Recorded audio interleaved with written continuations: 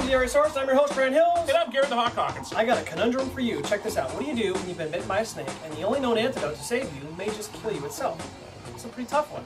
So do you take your chances with the poison that's already racing through your body and hope that your body fights it off? Or do you take your chances with the antidote, which, by the way, may just kill you? It's a tough one. You know, it is. And what's the right answer? I'm not sure, but it sounds like one of those riddles you get in high school where you never really get the answer, but it's not. It's actually the very position that America finds itself in today. Now let's rewind just a bit. To put it bluntly, real estate's nowhere near its bottom. And the reasons for that are twofold. Number one, the real estate market is a function of the credit markets. In other words, real estate is typically purchased with financing.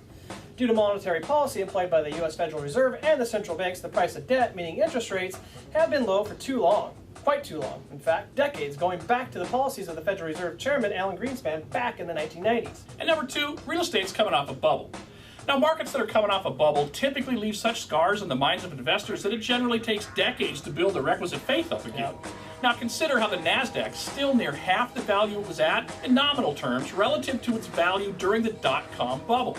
And likewise, after the stock market crash in 1929 that set off the Great Depression, U.S. equities did not return to that level in equities until 1954. So what's the resolution? Well, in the past, it's always been inflation. Back to our conundrum. I don't think anyone would argue that, historically speaking, inflation and or fighting a war have always basically been the antidote for the past recession and depressions.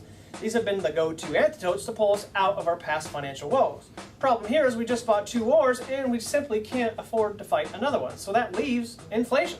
But America can't afford inflation. We can't afford higher gas prices. We can't afford higher interest rates. Heck, 16% of us are unemployed. America can't afford to live as it sits.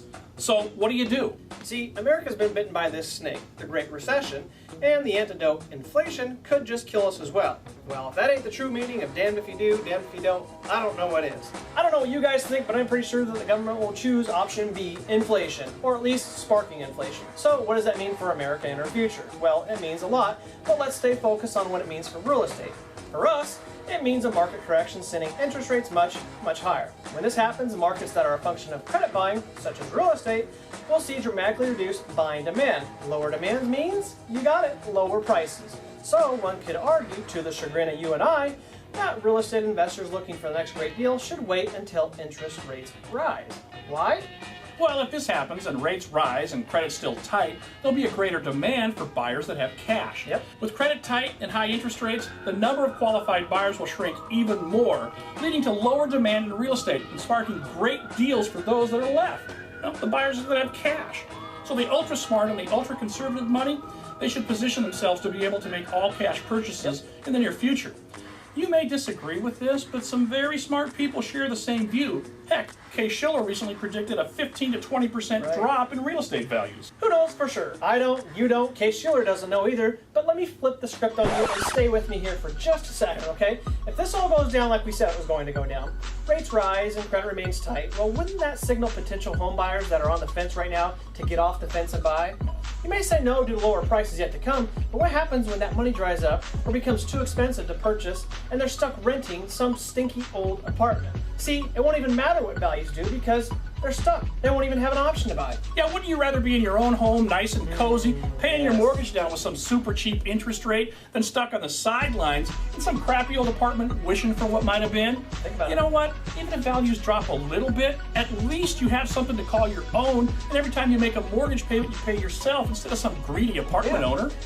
Think about it. See how we've come full circle here? So don't be afraid to talk about the obvious with your clients and referral partners. People respect the fact that you're real with them, which is, by the way, what we try to do with you guys. We try and respect your intelligence and tell it like it is, which doesn't always mean good news, but hey, that's life, and it's not always wine and roses. You know what? I hope we never become those talking heads that just sit up here and say what some producer sold. Yeah, no doubt.